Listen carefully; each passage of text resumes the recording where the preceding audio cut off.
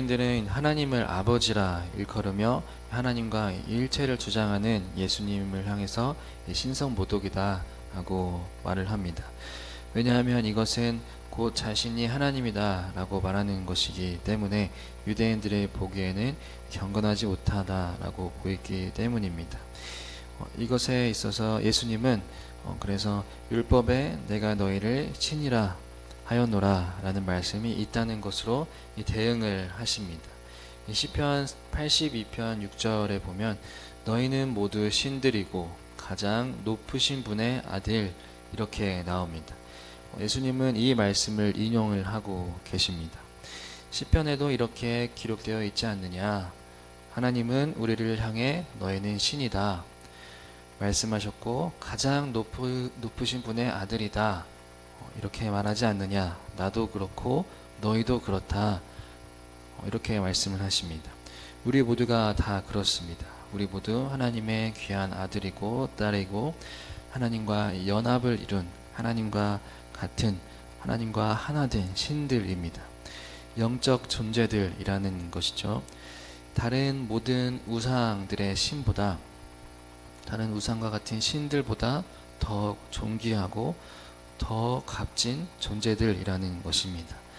하나님의 아들, 딸, 하나님의 자녀들이기 때문에 그렇습니다.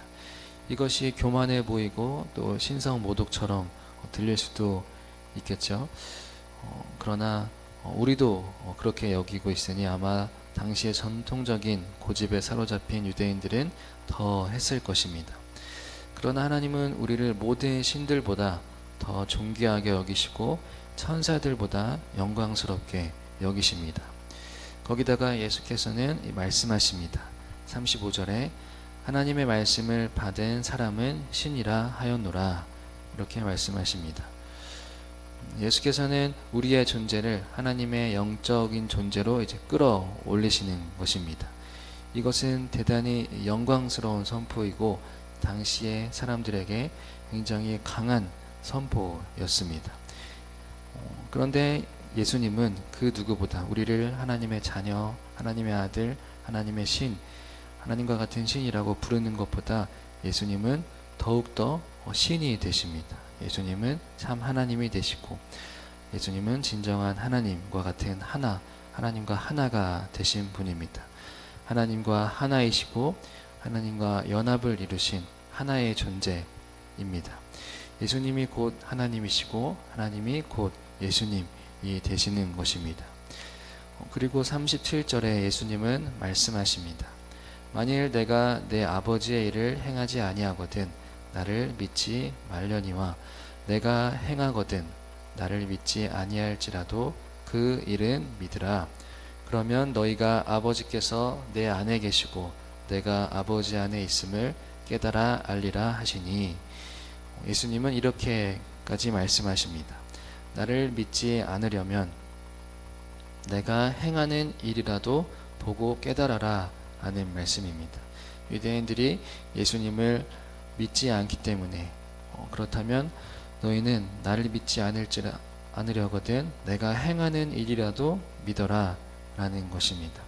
예수께서 행하신 기적과 이 사랑 또 말씀 행하시는 말씀, 나누시는 말씀, 선포하시는 말씀을 보고 내가 아버지께 속한 아들이라는 것을 보고 믿으라는 것입니다. 그것을 깨달으라는 것입니다. 그러나 유대인들은 전혀 믿지 않습니다. 그래서 예수님은 이제 유대 지역을 떠나서 요한이 세례를 주던 곳으로 옮기십니다. 아마 요단강 동편일 것입니다. 그것은 유대 지도자들이 손이 닿지 않는 곳이었습니다. 유대 지도자들의 이 권력이 미치지 못하는 곳이었습니다. 39절에 따르면 예수님과 논쟁하던 유대인들은 마침내 예수님을 체포하려 했습니다. 유대인들 입장에서는 아마도 이 신성 모독을 하는 예수님을 그냥 그대로 보고 있을 수만은 없었던 것입니다. 예수님이 하나님을 아버지라 부르시며 또 아버지와 하나라고 하시자 예수님을 돌로 치려 했습니다. 그래서 예수님은 몸을 피해서 요단강 동편으로 가신 것입니다. 예수님이 피신하자 유대인들은 예수님의 피신을 자신들의 승리라고 여겼습니다. 유대인들의 입장에서는 예수님의 사역을 그 예루살렘 중심에서 하시지 않자 이제 유대인들은 우리가 승리했다, 예수님이 도망갔다라고 여겼던 것이죠. 그런데 예수님께서 돌아간 그 요단강 동편에서도 예수님의 사역은 더 흥왕하게 됩니다. 예수님을 믿는 자들이 더 많이 생겨나게 되는 것이죠. 그 자리에서 예수님께서 가신 요단강 동편에서도 예수님을 믿는 사람들이 많이 생겨나게 됩니다. 하나님 나라의 원리는 눈에 보이는 것이 전부가 아닙니다. 세상의 눈에는 위축되고 실패하는 것처럼 보여도 하나님 나라는 결코 실패하지 않는다는 것을 보여줍니다. 그렇게 하나님의 이 섭리 속에서 이 믿는 자들이 더욱더 늘어갑니다. 유대인들을 피해 피신한 곳에서, 유대인들로부터 피신한 곳에서 그곳에 더 많은 복음의 열매가 맺혔습니다. 또한 이 본문은 예수님이 복음의 진리를 선포하시자 사람들이 두 종류로 나뉘는 것을 보게 됩니다. 예수님의 증언에 분노해서 예수님을 돌로 치려하거나 또 잡으려고 하는 사람들이 있었고요. 그런데 이 오늘 말씀에서 또 다른 마지막 부분에서는 이제 예수님을 믿는 사람들이 많아졌다라고 나타나기도 합니다. 이 두 가지를 대조하면서 예수님을 믿는 사람들이 많아졌다라고 하는 것, 또 예수님을 돌로 치려고 하는 사람들이 나타났다 하는 것을 이 두 가지를 대조하면서 이 요한복음 서신은 일부러 이렇게 드러내고 있습니다. 예수님을 돌로 치려고 하지만, 예수님을 잡으려고 하지만 여전히 예수님을 믿는 사람들이 많아졌다라는 것을 이렇게 부각시켜서 드러내는 것입니다. 오늘 우리도 예수님을 믿는 사람들이 되기를 바랍니다. 예수님의 말씀을 깨닫지 못하고 예수님을 따르지 못하는 삶이 아니라 예수님을 믿는 사람, 이 요한복음에서 기록하고 있는 거기서 많은 사람이 예수를 믿으니라 라고 했던 그 무리에 속한 우리가 되기를 바랍니다.